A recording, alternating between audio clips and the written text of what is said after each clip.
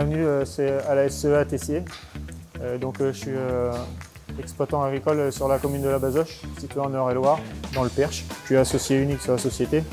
J'ai un salarié à mi-temps et un apprenti, et ma mère qui vient sur l'exploitation.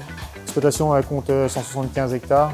La majeure partie de la surface est dédiée pour les animaux. On a à peu près une cinquantaine d'hectares de prairies, autant en blé, autant en maïs, et un peu de luzerne et un peu d'orge en culture. On traite environ 115 vaches en moyenne sur l'année. Mes parents, quand ils sont arrivés en 1987, ils avaient une trentaine de vaches. On a évolué en cheptel, on est passé à 40-50 vaches. Et quand je suis arrivé en 2006, on est passé à 80 vaches et on a eu le projet de monter le bâtiment qui s'est concrétisé en 2009-2010, en passage en 2x8 et 90 places dans le bâtiment.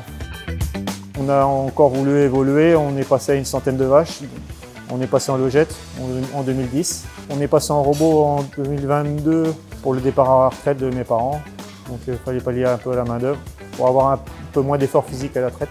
Et on a choisi De Laval parce que c'était notre partenaire historique. On était très satisfait du service après-vente.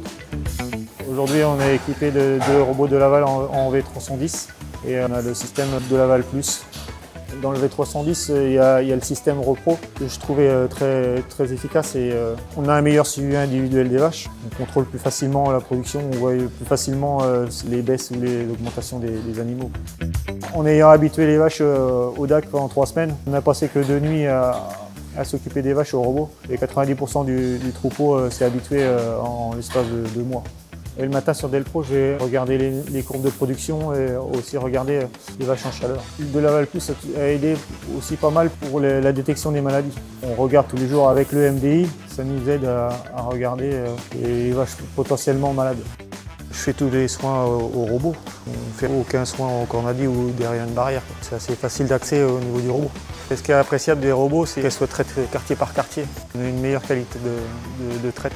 Ça évite de faire de la surtraite dans certains quartiers qui sont finis avant d'autres.